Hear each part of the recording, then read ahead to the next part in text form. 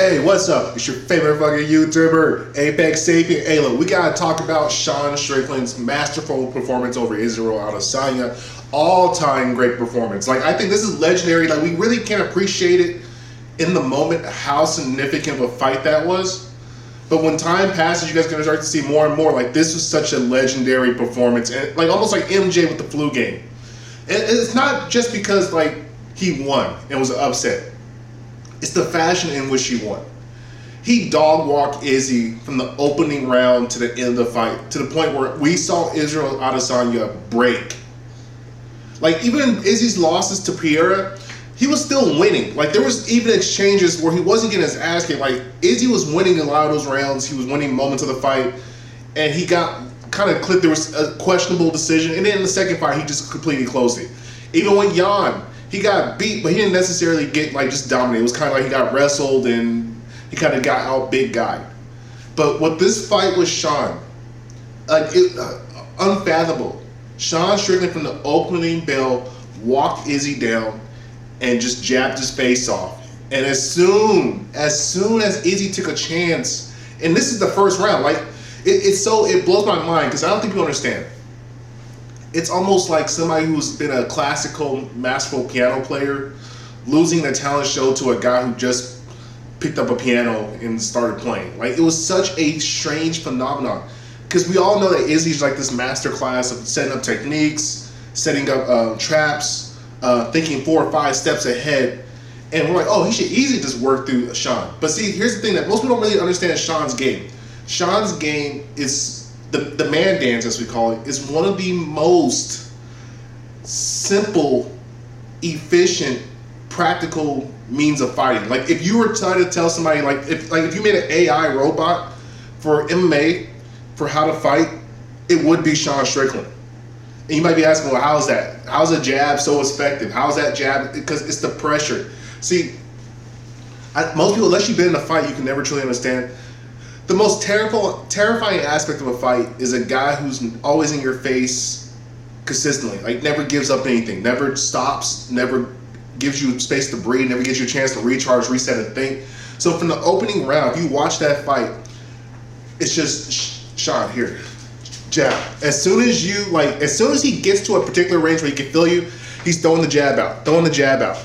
And what it fucks with guys is because the jab is not really as used as effectively in MMA. Most guys are throwing rights, haymakers, throwing wild stuff. They're trying to knock guys out. What Sean has realized within the game is, look, if I just throw like 60%, I stay in the guy's face, and I consistently just give him because like, you gotta understand, the simplest point from A to B is a straight line. So the jab is the most straight, economical attack that you have within fighting. Like, there is no other faster attack. There's nothing else faster than the jab and more accurate than the jab. And so what he realized was, if I can stay in the guy's face, if I get comfortable in the pocket, to the point where even if you throw leg kicks, I'm still in your range where I can block it, I can see everything, you essentially have to jab off with me.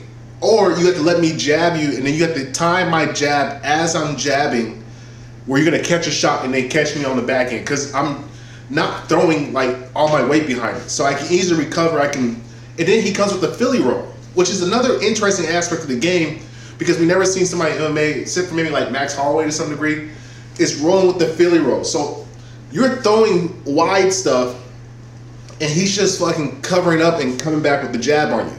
And then if you throw a jab, he's slipping and coming back at you with another jab. And if you load up, he's coming with the right, because he can already see this, like the center of gravity stop to get ready to throw. And see, this is like the most intricate aspect of the fight game. See, people are not understanding what they're watching. You're not seeing exactly the real dynamic of what's being played out. When you throw anything with any type of power or weight behind it, you have to drop your center of mass, dig in from your feet, turn your body over, and then throw the punch out. Now, in real time, it's like that. It's just... But the problem is, if you're a trained fighter and you're in that heightened sense of awareness, it's very easy to see the load up, especially as guys start to get tired, as the fight wears on, as guys are breathing heavier, it's much easier to start to see. And then once you start to download the pattern. So what I started to realize about Sean's fighting style is, now he's built perfectly to fight you for fucking 50 minutes. Real shit, there's a fight for 50 minutes. Sean will, if every fight was a limited time fight, Sean will never lose.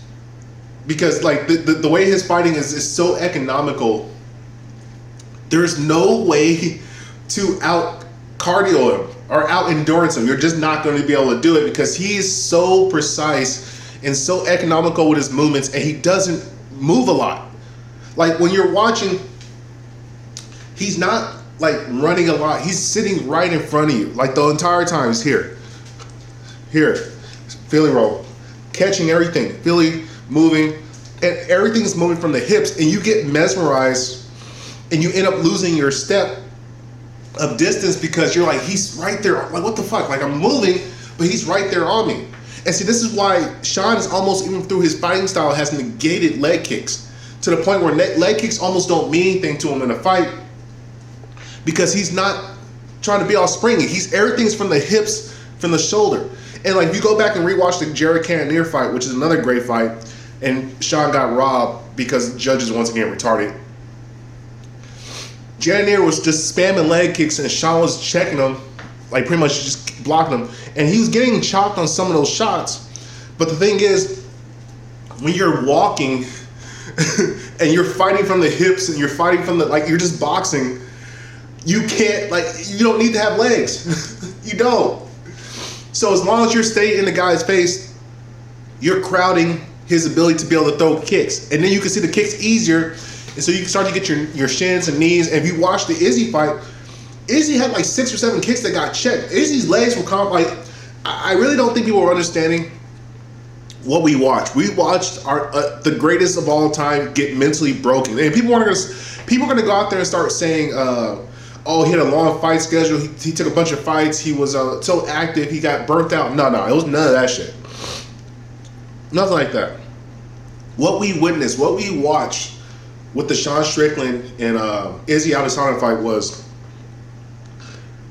Sean understood that Izzy's brain is a supercomputer. So most of these guys' game, like Izzy can break down pretty easy because he's been in kickboxing for so long. He's seen everything. And there's everybody in MMA kind of fights the same way. They're either going to try to wrestle the hell out of him or they're going to be very sloppy stand-up. Sean is just such an interesting case because he can wrestle his ass off. The man can wrestle. He just chooses not to wrestle. He uses wrestling as a deterrent to force you to stand. And so Izzy understands, okay, he's not going to take me down, even though he can't take me down, which is even more of a looming, scary threat. The idea that this guy can take me down if he wants to, but he's choosing to stand. So psychologically, that already fucks with you. Because you still have to be on edge for any wrestling that's coming.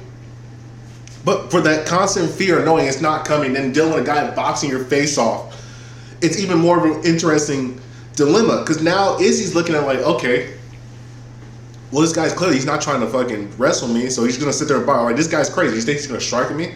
I've been striking since I was this age. I've seen everything there is to strike. But he has never seen a Sean Strickland. Sean Strickland is the only one of his kind. And the only way that you can develop like that particular fighting style that he has is through sparring with MMA gloves. See, one of the funniest things I learned about the fight game is it's almost retarded to fight with boxing gloves and like the shin guards. And like the shin guards are alright, but when you're fighting with boxing gloves and doing MMA, it's an unrealistic look of how you will actually be fighting in a real fight because those gloves are not that big. So when you're blocking, you're shelling up, you're getting way more coverage than you actually think. And your hands, when you're throwing, you can't slip shots in it as well as you normally would when you have MMA gloves. So Sean specifically spars with these big like MMA gloves.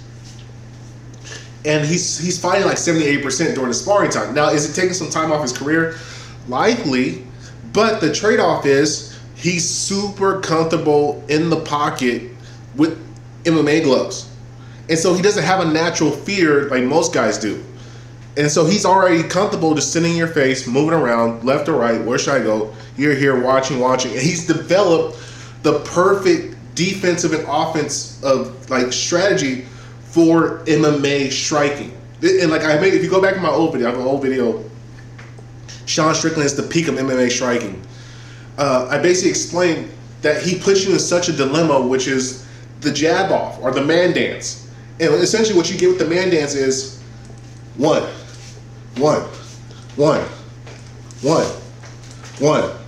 And then as soon as you try to trade the 1-1-2, and that's straight coming straight down the pipe, and it's clipping you. And so what Izzy saw, because Izzy was like, oh, okay, this guy, he's just gonna jab. Well, okay, what do you think this jab is? As soon as Izzy opened up to throw something real, the jab, the fucking straight was already there. And if you watch that knockdown, Izzy didn't even see it coming. We're talking about a world-class striker 4 minutes into the fight. Like there's been no heavy damage. They're just basically trading blows. And within 4 minutes, Izzy got hit with the hardest shot he's ever been struck with. Like, not seeing it coming. Like with the Kelvin Gastelum fight, he was just going rage mode. And they were like deep in the fight, and like, yeah, he got his lip busted and things like that. Even with the Pierre fight, he was getting clipped sometimes, but he wasn't flush like this fucking shot he took from Sean Strickland. That was straight, perfectly timed, straight down the pipe. Izzy didn't even see it coming. Obliterate, melted the motherfucker. He's lucky. And then if you watch it when he's getting fucking just jammed up in the face, he put his hands down, was like looking around, like Sean's like, stop. Like, watch it. Go back. I need to go back and show you the film, but if you rewatch and look at it, he had a brief moment where he dropped his hands and was like, stop, please. And child abuse blows, just fucking giving it to his ass.